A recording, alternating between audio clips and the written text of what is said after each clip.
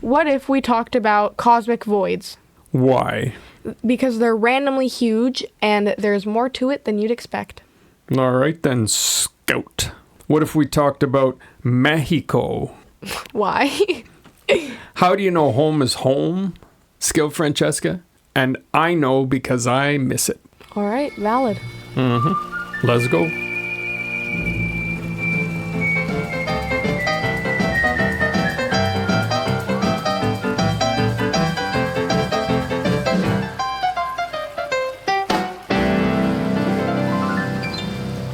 Hello, Miss Most Awesome. Hello.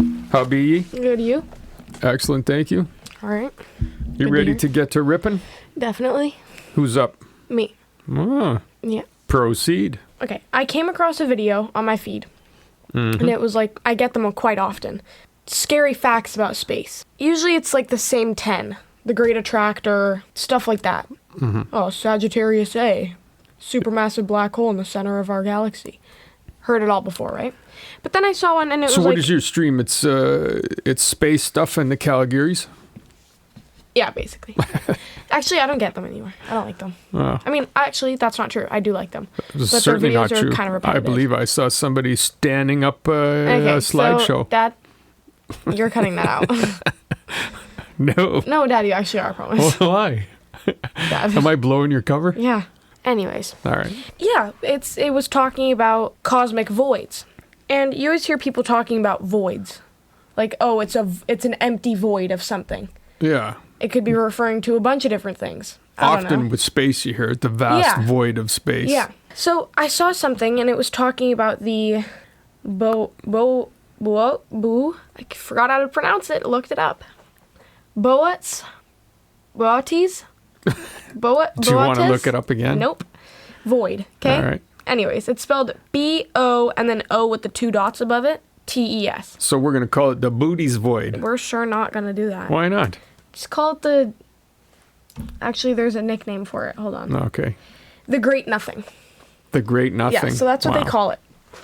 So, the Great Nothing is a void, a cosmic void. So, a cosmic void is a place in the universe that is basically empty. Like, it's just a patch of nothing.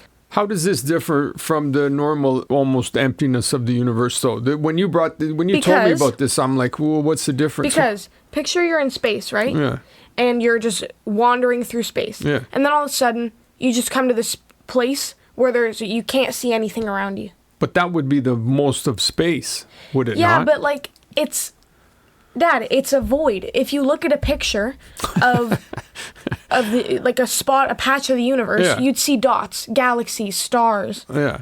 black holes. So and then there'd be a spot with nothing. There's So nothing there. It's in the vast emptiness of space, which is already like Yeah, I there's an considered a even void. bigger, You're saying that there's an emptier place. even bigger, emptier spot. Yeah.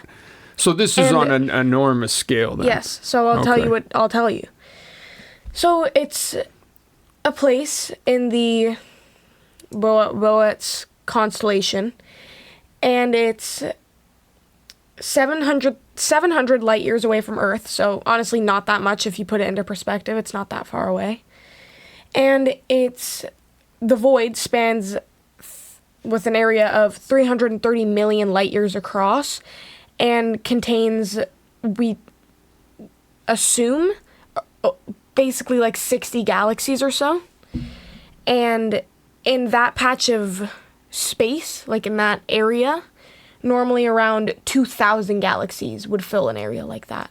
And only Alright. 60 fill the area. Okay, so it's not Yeah. a devoid of all things. Right. Like all right. So, and I'm So more it's an extra huge spot Yeah. of empty. Yeah. Okay. So I more so didn't even want to talk about this specific void. We don't even have to stay on the topic of voids. The big empty, But- it's called. The big nothing, the great nothing. So honestly, I just kind of thought it would be Wow, a good you're a tough prompt crowd today, man. or conversation starter, because it just kind of proves how empty space really is and how vast it is. Because if that space is considered, empty with 60 galaxies, like, it just shows how large it is and how, like, you can't even fathom how big it is. Yeah. Like, yeah, it's just, like we're talking a speck in the ocean as far as a galaxy and the big empty. Mm-hmm. And this is also, right? Yeah, this is also in the observable universe too. Like, we don't even know. We can only go so far with our technology we're speculating how far the universe actually goes. We're pretty sure it expands, right? Yeah. But we don't know. What we can observe, the observable universe, man, that's nothing. That's like you and I looking around this room and saying, okay, we know all of Canada. Right. Like, no, we don't, man. We know this room. Yeah. It just kind of puts into perspective how scary space is. Like, if you think about it too long, like, you really can't think about it for too long. Like, there's things like... We're basically doing a space podcast, man. Both of us like it so much. Whereas AI, robots in space. Mm-hmm. That's what we should call this. Robots in space. Yeah, exactly.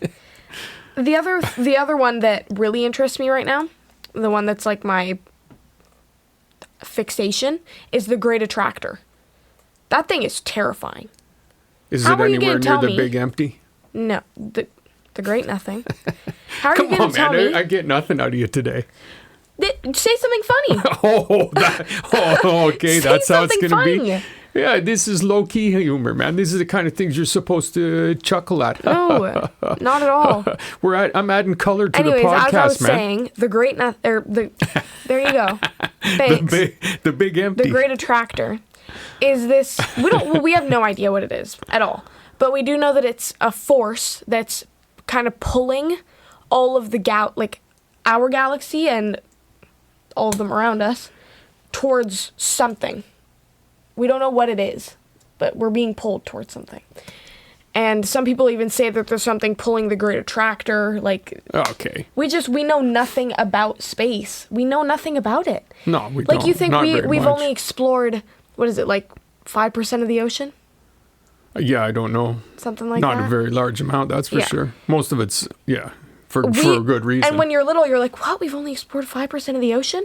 And then I grow up and I realize we've explored like 0.0000000 millions of zeros and then a 0.1. That's how much we've explored space.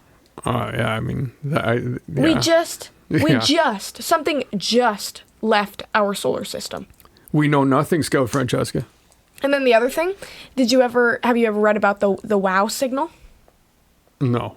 Yeah. So this is this some TikTok science? No. All right. This astronomer got a signal from something. It might have been from Voyager 1, but like nobody knows. It came from space. And he wrote WOW next to it in red ink with an exclamation mark. And so everybody calls it the WOW signal. Yeah, nobody knows what it came from, but it was some kind of signal. It's probably just some dude in his basement somewhere in Wyoming. A signal's a signal. Or somebody living near Area 52. Okay, Dad. Area 51. You don't know about Area 52, eh? And then the other thing, did you know that there's you don't know about Area 52? Oh my God. Say something funny. Hey. Yeah. One of us has got to try and inject some humor into this. Okay. So you're just over there all twirling your villain mustache and talking about the vast emptiness of space. We're losing listeners. Anywho, they're all freaking out, having existential meltdowns. Yeah, you're welcome, guys. I said Voyager, it takes 24 hours almost for data to go back and forth from Voyager. I love that. And that's not even far away. No, it's... No. In this year, it'll be one light day away. It's so close. And it's taken, at the fastest we can travel, it's taken 40, 50 years to get that far. Mm-hmm. But it is interesting. It's far enough away that it takes a day for information to travel between us and because it's a light day, so 24 hours. That's crazy, though, man, when you think about it. Think about, like, what is the trippy nature of data even traveling? Like, it's not like there's a wire. It's not on a cable that it's just endlessly stretching out. Yeah. Like, that's moving through the ether. It's moving through the atmosphere. It's moving now out of our solar system, and it's still talking to us. There's this guy on TikTok who uses I knew TikTok was coming into this sort of AI thing. He's like, it's generates an AI image of an astronaut fixing like the outside of his spaceship or something. Yeah. And he narrates it. You're fixing your spaceship. Your cable snaps. You fall 500 million feet to the sun. This is what would happen if your cable snapped and you landed on the sun, or like Mercury or whatever. Mm-hmm. And he'll say what happens and what the surface is like, the temperatures and stuff. It's pretty cool. Anyways, that's not what I was going to say. Should you not be dead? That's just a cool fact. Anyways, my favorite fact about space right now, aside from the Great Attractor, is that there's different kinds of black holes. Now, you're probably asking, well, Scout, what kind of black holes are there? Scout, can you tell us, please, what kind of black holes are there? Yeah, I definitely can. Obviously, your black hole, right? It's just, a space vacuum. Then you have your supermassive black hole, which is a giant black hole. And then you have an ultramassive black hole, which is Phoenix A, for example. It's not confirmed per se, but it is basically confirmed, and that's like unfathomably large. And then you have your super duper infinity black hole. No, we've only found one ultra. Infinity. And so, then you have things like dormant black holes. And a dormant black hole, for example, a Gaia BH1, is a black hole. That is not your third favorite black hole. It is. And it's in our Milky Way. Imagine if it was in our solar system, that would be bad. No, we probably wouldn't be here. But it's super tiny. If you got up close to it, the only way you'd be able to tell that it's a black hole is because there would be warping around it. But it's what you would call a dormant black hole, which means it hasn't been eating any stars, so it's A, not growing, and it's B, invisible. Yum, yum. Yeah, exactly. And a fun fact is that we can't afford sound effects. No. I have to do the sound effects. And so, and actually we do have a picture of Gaia BH1, so you should probably go check that out. It's pretty cool. It's my favorite picture on Earth. It's interesting how small that is. It is fascinating that it's a black hole and it's smaller than the Earth. Very tiny. But yet could absorb, consume in nanoseconds. many Earths very quickly. Yeah, space is amazing, man. Yeah. It's one of my favorite things to ponder. Mm-hmm. The black blue sea, boy. Mine too. Another image you should go search up, the pale blue dot. Doesn't seem like much, but that's a very, very historically... that's an awesome picture, image that is, like, very historically important. The late, great Carl Sagan. Yep. He came up with that reference to it, I'm pretty sure. Yeah, he did. That dude, man. That dude, I love that guy. Carl Sagan stand over here. Oh, I love that guy, man. I love that Cut guy. That out. He was the best. Tripping, coming up with things smart, interesting, funny. That guy, if the world was full of people like him, it'd be a way better place, no question. Yeah.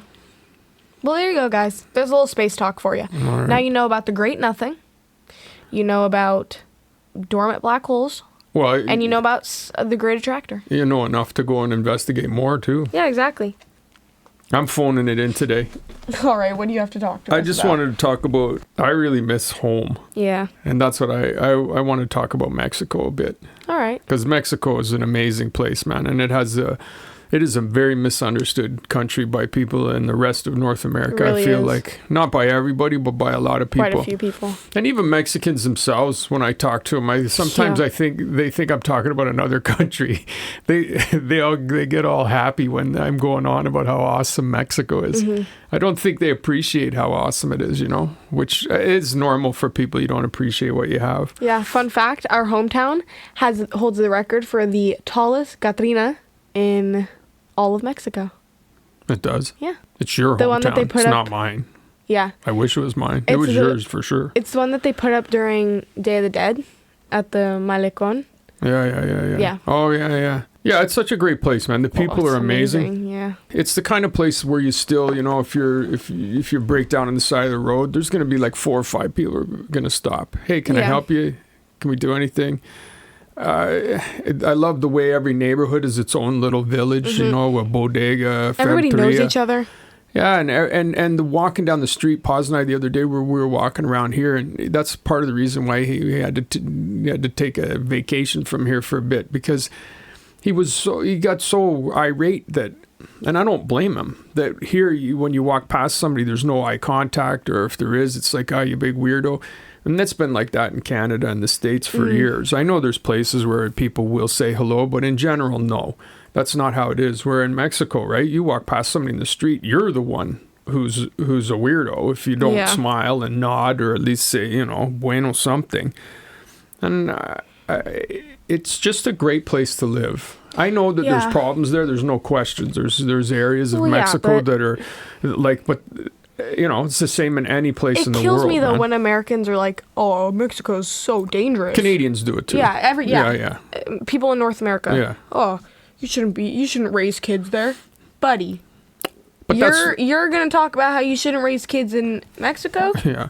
That's a product of the news, isn't it? That's a product of being in their echo chambers. And if all of the news you follow talks about how dangerous the world is, well, it's easy to pick up. Because there's things about Mexico that are outrageously bad. Like there's the treatment of women in a lot of places is still not where it should be. There definitely is violence related to drugs. But I think that what people don't appreciate is that that's very isolated, and if you're not involved in the drug world in any way, that's not likely to touch you. Yeah. And I'm not saying that it's impossible that you can just whip your way through Mexico with your eyes closed and hope nothing bad happens. But if you use a modicum of awareness, it's the people are just so nice. Like everybody, it's the sense of family is what makes it. That's the strength of Mexico, I think, is that the abuela is still the head of the family, that everybody pitches in. And I don't care if you're a narco, if you could be in the drug business and you're on the weekends, or you're still going to the quinceañero, you're still going and having breakfast with your abuela, like you're still respecting the family. Like, it's just family there is everything to everybody. It just means so much. And I think that's a superpower for a country. Canada doesn't have that anymore. It just doesn't have that same sense of family. And there's that expression, it takes a village to raise a child, right? Yeah. And Mexico is very much a place that embraces that still. That idea that even in a neighborhood, that's a little town, that's a little village. And so your life expands out from your neighborhood. It expands out from your home, is where the strength, the core of the power of your existence is, and it expands outwards from there, out to your immediate neighbors, out into the street, out into the neighborhood, and it expands outwards like that. And so all over Mexico are still these pockets of this expansion of this unity. Yeah. And I really don't think we have that. Like, you can see living here now, like, and everywhere isn't like here, but it's very much the life is box to box, right? I call it. Like, you go to the car, you get into your house, you go to your job, you go to the gym. Everything is that kind of a life. And people just, they don't look at this. We've been here a year and barely know the neighbors. Yeah, exactly. And I'm not going to get carried away with how super friendly we are. But, we're friendly enough. Like, certainly in Mexico, I know who all my neighbors are. Yeah. It's a really beautiful place, man. It's not a third world country like people think. People there live differently. Yeah. It can look run down to our eye, but a lot of the time that's because people don't waste money on things that don't matter. Yeah. So they're not in debt trying to make their house look nice on the outside. Happier. They're always happier too. I feel like they are. Yeah. Anyhow, I just wanted to have a few words about Mexico, because I really, for the first time in my life, I think I feel homesick. I never really felt homesick before in my life. And I've traveled and lived all over the world in different places in different countries. And I never was like, oh, I want to go back to there. Right. For the first time in my life, I'm like, I want to go back to there. Even if it's Oaxaca instead of Vallarta, Yeah. What do you think of that, Irish? I think I agree. For sure. I miss it. I do. I'm definitely homesick. I can agree with you on that. I felt homesick before, but not to this extent. Like, this is definitely... It's such a beautiful place. So yeah, that's what I want to hear, what you think of Mexico, man. To be homesick over it. Like, it's not like it's a hard thing to be homesick over. So what are you missing, besides friends and that? I mean, the weather. I miss the weather. Oh, huge. I miss the people, the beach. I don't know, the restaurants, the food's better. It's more lively. Mm-hmm. Yeah, there's way more spirit. Louder. Yeah, there's way more living out loud. There's way more soul. Nature, it's way greener. Mountains everywhere. I don't know, it's just prettier, like inside and out. I have something interesting to say. Mm-hmm. I had a what if written down, but I have something that I wanted to tell you and the listeners, because you and I, like, I've been trying to look for other podcasters that are, you know, father, son, or dad and daughter, or mom and daughter, whatever, like family-oriented podcasts. Right. And so I came across one, and it was a dad and daughter, so I was like, oh, this could be good. So I started listening to it, and she was just like, and I can say this because the girl and I are the same age, but she was just like, yeah, and people are always telling me how smart I am for my age, and, like, you know, how mature I am, and like, I just think it's, like, really cool to be told that, and, like, she's trying to act older than she is, and it's just, like, I was already ticked off listening to it, right? And then... Was it the endless repetition of like? Yeah, that added to it. That's become a real word now, I don't even know if she's saying that. It's just the way she was speaking. It seems like something she would say often. And then I'm like 15 minutes in, 30 minutes in, and she goes, yeah, you know, when I think I was like 8 when I took my first Scientology course, my jaw dropped. Wow. And then I wanted to listen more. Yeah. Yeah, now I was hooked. So, all right, keep talking. So that's what you think we need to do? Join a weird, vaguely cultish place. Vaguely cultish. Wow. And so then I went down a Scientology rabbit hole, and there's kids like my age and older, teenagers, doing Scientology speed runs. Yeah. Where they speed run the Scientology headquarters. It's quite funny. And they unlock new levels and stuff. And the thing is, I really don't... What do you mean they unlock new levels? Yeah, like, that's what they call them. When they I know when they that's go what into the a new Scientologists do, but how are these kids... No, when they go into a new room and stuff. Oh, this is what the kids are calling it. They go in and they open doors and they call it unlocking a new level because the Thetans and the Scientologists unlocking new levels. I think so, yeah. I get it. Yeah, that's what it is. I get it. Hilarious. Yeah. And the thing is, I would feel bad, but, like, it's Scientology. It's a cult. They better be able to run fast if Tom Cruise is around, man. You know that guy can still bolt. Yeah, definitely. But yeah, I was listening to this podcast and I was like, wow, so not only is somebody making her feel like she is the smartest person in the world and the most evolved and intelligent, but they're also Scientologists. So I just felt the need to share that. So there you have it, guys. That's why you and I should be your guys' favorite podcasters. Family podcasters, because we're not Scientologists. Well, here's the list of reasons why. Yeah, but if you're a Scientologist, then that would be an awesome podcast, man. I wouldn't listen to it. Unless it's in documentary form. Yeah, honestly, no hate to anybody. No, honestly, if you're a Scientologist, click off. Dude. Dad. Wait, unless you're Tom Cruise. If you're Tom Cruise, send us a DM. I think this Scientology is kind of weird. Like, you know, that dude, the science fiction writer, made it up and then realized he could make a bag out of it. Yeah, I don't think a lot of people realize that. Some dude wrote a book. I think most people made a religion for the book, and then that book became basically the Bible for the religion. I'm doing air quotation marks, but you can't see. There was a book written about it a few years ago that I read. I mean, you know. There's this one famous woman, she's always at the headquarters outside trying to lure people in. Her name's Shannon. And everybody that knows Scientology knows Shannon. And she's always outside. She's actually quite friendly. Like, she'll take pictures if you're nice Dude, enough. You seem to have more than a passing eyes gonna glaze over one day and you're gonna start worshiping your running shoes or something? No, Tom Cruise is. I don't know if he's as involved anymore. No, but he definitely is still a Scientologist. I don't think you're allowed to stop being one, man. And plus, you're not. You're not. He you have got to sign up to a contract. be like second or third in command. What? I'm pretty sure he's really high up there, or he was. Yeah. Well, why wouldn't he be? Yeah. That's really funny. That does not track with me at all. How Tom Cruise is a Scientologist, man. Really? No, how the guy is super intelligent, super motivated. He's fearless. You can't have it all, Dad. There has to be a flaw.